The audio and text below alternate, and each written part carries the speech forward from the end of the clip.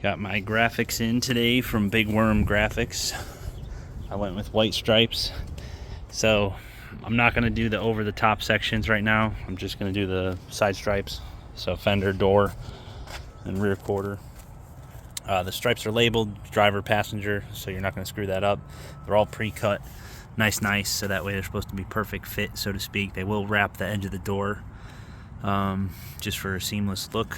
So first I cleaned all of this rocker molding area with Windex and a microfiber. I went over it twice. I have a bottle here filled with water. They do include a squeegee with a little felt on the end so you don't scratch the stripe. They do recommend spraying water but not soaking the hell out of it on the back side of the stripes and on the face of the stripe on the white paper. They do give you full-blown instructions so you know what you're doing. It's in color, typed out nice. So just gonna follow that. I've done this before, so it's not rocket science to me. It's just you got to take your time, measure, use masking tape to hold the stripe, onto the body of the car. Make sure you don't make any mistakes. So I'm gonna start with the passenger side first. All right, so here's the fender done. I just got to open the door and stick it a little bit better to the inside edge there. What a nightmare though. You got to be very careful. This inline, very skinny pinstripe for the GT500 does not come off nice off of this backing. So it actually split on me on the last 0 and 500. So I had to manually put the little insert in and the square. You got to use a ton of water and patience and a lot of the F words, and it eventually straightens itself back out. So that's what I just did. Now I'm just going to get the inside edge of this, and then the front fender is done. I'm going to let it dry, move on to the next stuff, which is the door here.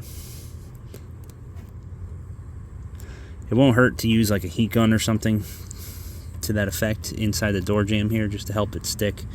This is usually the most common places where this stuff peels, is on the edges.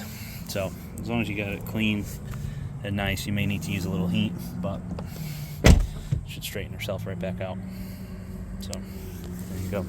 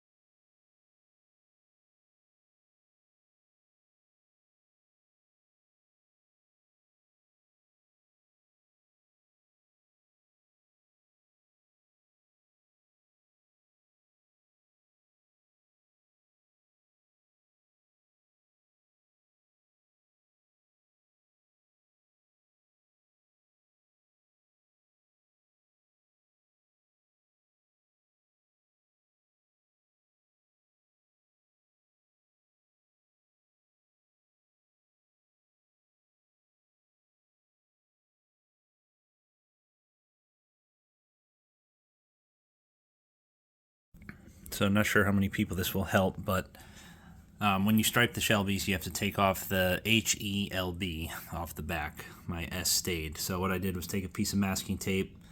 Now remember, the trunk lid is not dead nuts straight, so I just put tape under the S and ran it all the way over to beneath the Y. So that is usually good enough for me.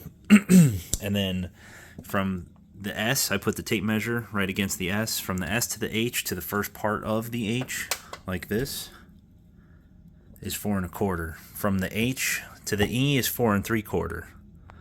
And then I will give you the measurements for the rest of that. But I think like from here to here is like 9 1/4 or something like that from the end of the trunk lid to the S. So I'm just going to put up the rest of the letters here. I had to scrape off all the old 3M or double-sided tape. I put on new 3M tape, had to trim it a little bit. So I'm just going to peel off the red backing, make sure it's straight and level, tape it back on, and you're good to go.